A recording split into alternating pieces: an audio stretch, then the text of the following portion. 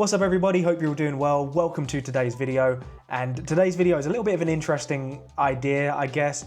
It's a scenario, let's say. You can make up the scenario yourself, but the main question is, you have 5 games to play for the rest of your life. What are those 5 games?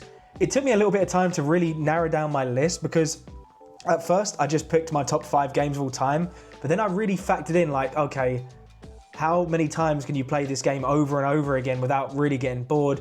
What about like games that aren't really replayable or games that are replayable and you can really, speed run it, all that kind of stuff. You got to think about like the music of the game, the vibe the game brings you, the world of the game. So I really took all of this into consideration and I made my list, and it's it's interesting. It's very different. I cut down some games that I thought would be in there for sure. My list might surprise you, but try not to judge me too hard. I think it's all part of the fun, but before we get into it, let me know your thoughts down in the comment section below. Let me know your top 5 games that you would pick to play for the rest of your life. Alright, so grab a snack, get comfy, and let's listen to the 5 games I would pick to play for the rest of my life. Right, so the first game on my list is my favourite game of all time, and without a doubt, there was no question that this was going to be coming with me, and that is Resident Evil 4. I decided to go with the original Resident Evil 4 because I love the remakes, don't get me wrong, but this game just stands the test of time. It is my favourite game of all time. I've replayed this game at least once a year since around 2013, so that's like over a decade of annual playthroughs. And this game just never gets old for me. I absolutely love the remakes, and I've played those a ton too, but nothing beats the originals for me. It is just the perfect blend of tension, action, atmosphere, the pure early 2000s charm. The pacing is just legendary. Every chapter feels distinct, every set piece is memorable, the cheesy one-liners, every area has its own tone. Man, I could go on and glaze this game forever. I absolutely adore this game. One minute you're fighting villagers in a foggy forest, the next you're storming a castle dealing with these military-style ganados. It's just crazy. The gameplay loop to this day is just absolutely unmatched. The over-the-shoulder aiming really did change gaming forever. And the replayability that this game offers is just endless. You got New Game Plus, you got infinite ammo, weapons, speed running routes, challenge runs, randomizer mods, upgrade every gun. I could really glaze this game. I might make a whole video just talking about this game, and I feel like it would be justified because I could glaze this game forever and ever, and I just absolutely adore it. So yeah, there was never a doubt in my mind that this game was coming with me. I know pretty much every single line of dialogue, which is not secret anymore.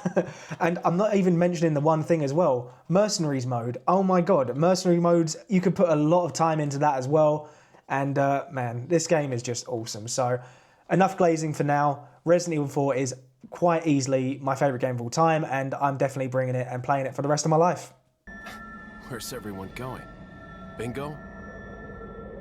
Next up is a game that I really debated a long time. It was between 2 games, and I'll kind of talk about both games, but the one game I decided to bring is Nioh 2. This is my favourite Souls-like. Is it my favourite Souls-like? It's definitely up there. It was between this and Bloodborne. Bloodborne actually is my favourite Souls-like, I will say that. But why I picked Nioh 2, I love both games by the way, but I decided to settle on Nioh 2 just because this game has so much content and it's just crazy. The replayability for this game is immense. One of the most replayable games, I would argue. The game is basically a never-ending build, craft, sandbox. You can pick different weapons with different stats and different yokai abilities. Every playthrough feels so different from the last if you change your weapons and change your build. My first playthrough with this game took me about, I want to say like 80 hours, and I loved it. And as soon as I finished the game, I was going to reboot it and play through again on a harder difficulty and, New Game Plus and stuff. And the PS5 came out, and I actually got my PS5. The plan was, they said, oh, it's really easy to just, port over your save data from the PS4 onto the PS5. So I thought, all right, I'll do that. I did that, and it corrupted my save, so I lost everything. So I have not gone back to the game since, which really irks me, and I'm still not over it, to be honest. I probably will do another playthrough of this game. I have got it out on PC now, so I probably will end up doing another playthrough of this game, and I know it will be very different from my first playthrough, because I'll pick different builds and stuff, and different weapons, but this game, the replayability is immense. This game, a lot of people don't realise how good this game is, and I didn't as well, admittedly. When I first bought the game, I got it for £10, and I thought, oh well, the special edition for £10, this was a few years ago, and man, it blew me away. I didn't really know much about it. I didn't play the first one. I still haven't played the first Neo, but yeah, for the fact of just pure replayability, if I'm playing this game for the rest of my life, I love Bloodborne. I've finished that a few times, but I feel like I would get a different experience with each run I would play through with this game. So that is why I picked Neo 2. If you haven't played this game, it's absolutely worth playing. It's amazing. Okay, so the third game on this list, I have to say is probably the easiest pick of the bunch. I've played this game only once and I finished it and I absolutely loved it, and that is Baldur's Gate 3. I've only done one playthrough of this game so far, and that was easily over 100 hours. And I feel like I barely scratched the surface with my first playthrough, so I do intend to do multiple playthroughs in the future when I have time, but man, this game just caught me by surprise. Obviously, it won Game of the Year when it did come out, and that's very, very well deserved. I'll admit, I am not the most hardcore Dungeons & Dragons person. I know some of the basics, but not too much, and I gotta say, this game just completely blew me away. The writing is next level. The voice acting is incredible. The characters, they really set you up to really care about these characters, and they still feel like alive, like these people, you do care about them. They react to everything you do, everything you don't do. They judge your decisions, and you can form relationships with them. It's just, I ended up caring about a lot of the characters in this game, and it also felt like side missions, like side quests, were like full-fledged storylines. Like you could easily pick some side storylines that are better than like most AAA mainline stories. So it was amazing. And the one thing that really impressed me about this game is the amount of choice that you have is just insane. You're not just choosing dialogue options, you are really shaping entire storylines. You are deciding whether characters can live or die based on tiny decisions, and you can change whole regions of the game depending on the decisions that you make. Man, I don't really know what more I can add, to be honest. The soundtrack's amazing. The world, though, the world is just so huge and so detailed, and each character is realised in this. The combat, whilst admittedly for me, it took me a few hours because I've never really played a tabletop game, it really convinced me, like, you know, I need to study this, I need to understand this. And eventually the combat, I just fell in love with it. It's very strategic, very rewarding though. So even if you think that you've never heard of Baldur's Gate 3 for whatever reason, if you're looking at the gameplay and you think, no, that's not a bit of me, I really think you should give it a chance because the game is amazing. And it took me a little bit of time to really understand the combat and the way that kind of plays. But once I did get it, I just fell in love with it. This is the kind of game that you could replay 10 times and still have new experiences every single time. So I feel like the reason I picked Baldur's Gate 3, obviously because it's an amazing game, but I feel like I will never really run out of storylines. I'll never run out of characters and different endings and different storylines to really just go different paths and see what's the difference. Yeah, Baldur's Gate 3 for me was definitely the easiest pick of the bunch. Right, so game number 4, I had to pick a fighting game, okay? I love fighting games. Admittedly, the fighting games that come out nowadays, I'm not too into. I do like them, but I don't play them nowhere near as much as I used to. But if I'm picking one fighting game, then for me, I'm picking Tekken 5.